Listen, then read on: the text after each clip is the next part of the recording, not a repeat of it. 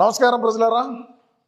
ఈరోజు మన జగనన్న ఒక ప్రెస్ మీట్ పెట్టినాడు. అంటే ప్రెస్ మీట్ అంటే మనం ఏమన్నా చేసినటువంటి అభివృద్ధి గురించో లేకుండా ఉంటే మేము 5 సంవత్సరాల పాటు పాలన చేసినప్పుడు పరిపాలన ఏ విధంగా ఉన్నింది, ఆదాయం ఎట్లా ఉన్నింది, పరిశ్రమలు ఏ విధంగా మేము తీసుకురాగలిగినాం, ఏ విధంగా రాష్ట్రానికి ఆదాయం తెచ్చినాం, ఏ విధంగా పరిశ్రమలు తెచ్చినాం, ఏ విధంగా యువతకు ఉద్యోగ అవకాశాలు కల్పించినాం, రాష్ట్రంలో మౌలిక సదుపాయాలు ఏ విధంగా ఉన్నాయి, ఏ విధంగా అన్నా క్యాంటీన్ అదే పేదవాడు అన్నం తింటా ఉన్నాడు అటువంటివన్నీ కూల్చేసినాం, ప్రజావేదికను కూల్చేసినాం, 3 రాజధానులు కట్టినాం, అదేవిధంగా పోర్టులన్నీ పూర్తి చేసినాం, ప్రభుత్వానికి సంబంధించినటువంటి భవనాలన్నింటినీ కూడా మేము తాకట్టేం పెట్టలేదు, అదేవిధంగా ఉద్యోగులకు అదేవిధంగా అక్కచెల్లెమ్మలకు అందరికీ మేము మేలు చేసినామనో, సంపూర్ణ మద్యపాన నిషేధం చేసినాం, మేము ఇచ్చినటువంటి హామీ ఏదైతే ఉన్నదో దాన్ని మేము నిలబెట్టుకున్నాం అని ఏమన్నా చెప్తాడేమో అని అనుకుంటే అయిలేవు, అన్ని లగా బఫూన్ మాటలే ఉన్నాయి.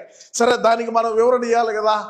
అంటే ఇప్పుడు అందరూ అన్నకు భజన చేయొచ్చనేట, ఒకసారి ముఖ్యమంత్రి అయిపోయినాడు, ఇంకా ప్రధానమంత్రిని చేసేదానికి ప్రయత్నం చేయాలి తప్ప మళ్ళీ చూసిన దాన్నే ఏం చూస్తామనేటువంటి ఒక దీంట్లో మనం సరే ఇక దాని గురించి ఒకసారి మనం మాట్లాడుకున్నట్టయితే అన్నగారు ఏమేమి మాట్లాడినారు ఏందనేది మనం ఒక్కొక్కటిగా మనం గన చూసినట్టుగానైతే కూటమి ప్రభుత్వంపై ప్రజల్లో తీవ్ర వ్యతిరేకత, ప్రతి ఇంట్లో ఇప్పుడు అదే చర్చ జరుగుతుంది. వైఎస్ జగన్ స్పష్టీకరణ అంట.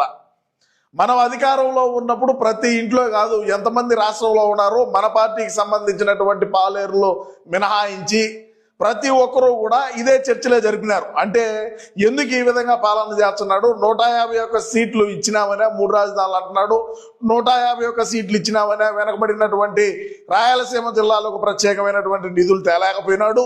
మరి రాష్ట్రంలో ఉండేటువంటి ప్రజానికం అందరూ కూడా ఏ విధంగా బాధపడినారనేది మనం ఒకసారి తాడేపల్లి ప్యాలెస్లో నుంచి కన్నా బయటకు వచ్చి ప్రజానికాన్ని మనం అడుగుంటే మనకు ఆ రోజే తెలుసుండు ఎవరి ప్రభుత్వం ఏ విధంగా ఉన్నది, ఎవరి పాలనలో ప్రజలు సురక్షితంగా ఉన్నారు, వాళ్ళు ఎటువంటి ఇబ్బందులు పడకుండా భయాందోళన లేకుండా ఉన్నారనేది ఆ రోజు మనకు అర్థమైంది జగనన్న. అదేవిధంగా ఇంకా ఆయన ఏం మాట్లాడినాడో ఒక్కొక్కటిగా మనం చూద్దాం.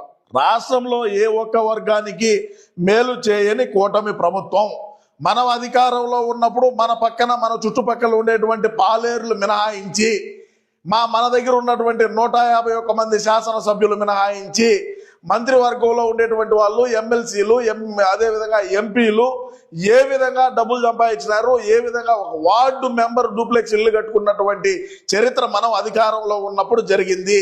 ఇసుక అక్రమంగా దోల్తిరి, మైనింగ్ అక్రమంగా దోల్తిరి, ఎర్రచందనం అక్రమ రవాణా చేసిరి, గంజాయి ఇచ్చలవిడిగా పెట్లర్లుగా మారి ఏ విధంగా రాష్ట్రంలో ఆదాయం సృష్టించినారో మనకు తెలుసు.